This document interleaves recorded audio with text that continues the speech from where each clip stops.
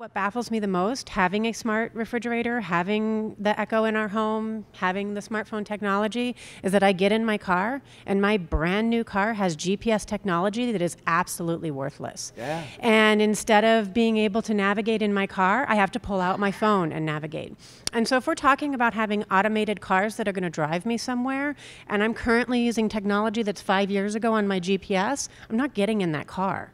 A friend of mine works at Uber. And did you see the article about the LEDs that are going to be on Uber cars? So if you're at an airport, your UI will say, look for the red one or look for the green one. They're testing this in Seattle. He says, that's not about the LEDs. It's about the sensors that are underneath the LEDs that are mapping out the world, right? And he said, Uber, there's one street in New York that an Uber drives down that street every 7 seconds. So the data on that street is badass. They know where all the potholes are on that street instantly, right? If a new pothole opens up, they know everybody's going around something. Think about that. Question. There's so much data. So Uber is going to disrupt these car companies. And in fact, when I asked Mercedes about Uber, they all looked at me like I asked a bad question. Because they know that's But the really car companies disruptive. are ready. You know. They're not ready. But they're not ready. GM just this morning spent $500 million on Lyft. They did that because they're feeling the disruptions coming on their business model. But at least they know that. Whereas the music industry didn't even know it. They did, but they tried to hold it back, right? They didn't have an answer. And a lot of these car companies don't have an answer. I mean, we really try to invest in sort of kind of user research and the ways in which users are thinking, and we really try to take a view of the entire country rather than, you know, Silicon Valley, which is hard from being in Silicon Valley because it's really easy to hear in the echo chamber that stuff is coming. But you know, as the Foundry kind of looks at it, what you'd could call it a three-legged stool. You know, like the engineering, the user, and the business. But first, with the engineering, with the user, we hope, and we try to bring the businesses along with us. So we are, you know, our customers internally are AT&T's businesses. Yeah. And so, you know, we have to. It's, you know, it's iterative. Like you have to kind of be, like, I hate to use this word, but agile. So you have to go and learn how they work and try to get them, you know, kind of breathing and eating it. Your question about customers, yes. We typically, specifically, we have one foundry that is fully dedicated for Internet of Things. It operates a bit different from the others, specifically in that aspect that we regularly bringing our enterprise customers in, their executives, and you know, we spend half a day about what is possible. Let's collaborate about how can they transform their business.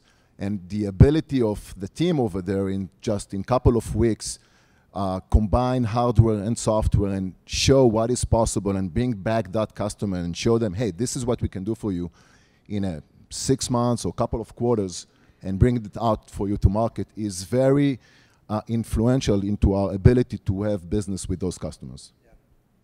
I've decided to innovate for the non-geeks. So I'm making products for people outside of this room, like for average Joe. Technology today is too often intimidating. So the products that I'm building, like the one I have that I'm doing right now, I'll show you. But so it's a smart little button, which is a single-purpose technology. It's a smart motion alarm. So I'm not trying to solve the big problems in the world. There's too many people doing that, or not too many, but there's a lot of people doing that.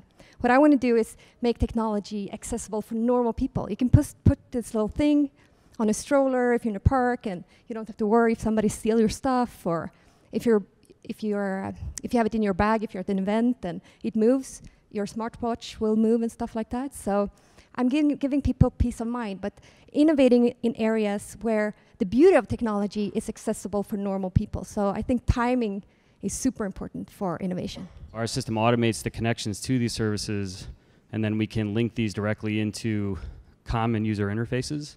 And something that we found in our research and development is that most of the big successful companies that are out there now are not changing user behavior. Like Uber, for example, it's almost an identical process of getting a taxi, except you just click a button and the taxi shows up. But the user experience is pretty much the same. You just get in a car and you go where you need to go. So we believe that by providing the user interface over something that people are all familiar with, there's less apprehension to get involved with these technologies. And this is kind of the approach we take in hackathons as well. So we won the best education app. We built a multi-screen reading app that helps kids learn how to read, but it doesn't remove the child from that loving experience of sitting with mom or dad and reading the book together. With your Apple background, I'm interested in this question. You know, Steve Jobs announced that he knew what the consumer wanted, but you know, there's only one Steve Jobs. Should consumers, should entrepreneurs be deciding what people want, or should they be asking? I think it's a mixture of both. I mean, Steve had, I think, unusual insight. At Apple, we built products for user number 0, which was him, because he knew. And I think entrepreneurs, we don't have that luxury. Are there any jobs around these days who know? Or was there only one job? You know, like the usual suspects. I think Elon's actually on to quite a few. You know, Jeff Bezos as well. Bezos, yeah.